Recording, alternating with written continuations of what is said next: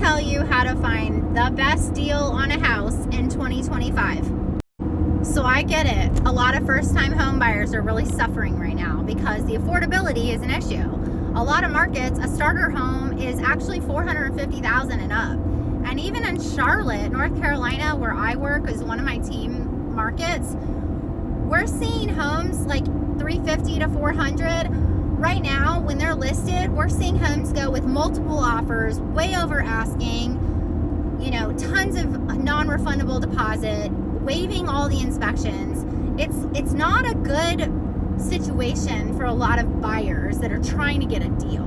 So I'm going to tell you some tips where you can actually get a deal, okay? Just listen to me, hear me out. And if you're new here, my name is Sandy McAlpine. I run 2 high-performing teams in North and South Carolina, and I drive back and forth and from Charlotte to Myrtle Beach, actually. And I'm here to tell you that if you're an agent on this channel, you're also going to learn a new trick. And so these tips are awesome. First of all, I've been through the recession, so I've seen a market like this before. It's weird, right? There are quite a few homes that are actually sitting, that are not flying off the shelves. They're probably overpriced, slightly, and their condition might not be great. So first, I would look at homes that are sitting on the market over 90 days, and especially 120 days or 150 days. Because remember, you guys, most listing agreements are 6 months. So think about a listing that's about to expire, and they're kind of at their last legs, their wits end, that their place is not sold yet, and they've probably not listened to their real estate agent, or maybe their real estate agent wasn't that great, or maybe they listed it slightly too high thinking someone would throw out an offer and negotiate with them. Maybe they didn't receive any offers. Maybe they didn't get any showings. So here's my tip. Show one of those houses and just get it in your mind that you might not get all of the eggs in your basket when you buy your first home. You might not get everything you want. I know that you have this whole list of what you want in your dream home, but just hear me out. Maybe it needs new carpet and floor and paints, and it needs new fixtures, or it needs new appliances.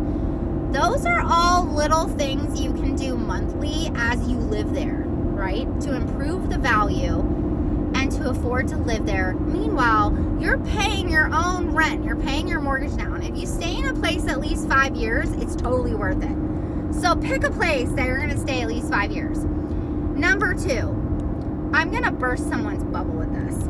But stop thinking that you need to have a house and that you're entitled to a house as your first house. Buy a condo. Buy a townhome. Those are great for first-time home buyers. Because you know why?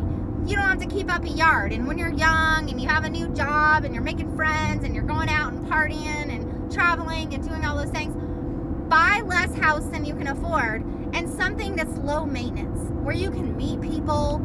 It's an easy to care for place, right? And you don't have to shop for insurance. A lot of people are like, well, what are the HOA dues?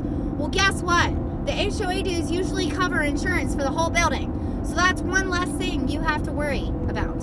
You just get contents insurance, which is a whole lot cheaper per year.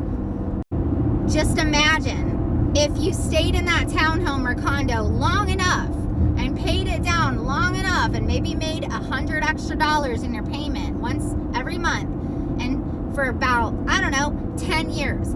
Imagine that might be your next rental property when you go buy a home, when you go get married, when you have kids. You might be able to afford to keep it and turn it into a rental property. That's exactly what I did. And now I have 11. But you don't have to listen to me. Anyhow, I've given a lot of advice to young people over the years. They can take it or leave it. But a townhome has always been a great option.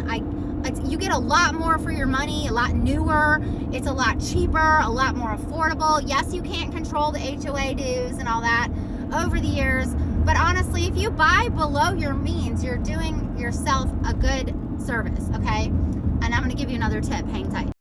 And this is a secret, not really, just kidding. Buy a home just 10 more miles away. That's it. I know it sounds crazy. Buy a home in the country. You're going to get a better deal. And I know that sound, I know it. I cover 5 counties just in one market, and I always took my buyers a little bit further away. Yes, the commute is a little further, but I have gotten them a crazy deal on a house because not as many people are looking at it, right? There's less competition. So go look at overpriced homes. Go look at homes that need cosmetic, maybe. Go look at homes 10 miles away from the subject zip code that you were originally looking at, and consider a townhome or a condo. These are all really good ideas, you guys. I promise you will find a good deal in there, and you might even get a seller that's so motivated that they will pay all of your closing costs, buy down your rate, all the good things. Who doesn't want all the good things to come to them in 2025? I want good things for you. So if you're a real estate agent listening to this, this is all great tips for you to help advise and consult your clients, right?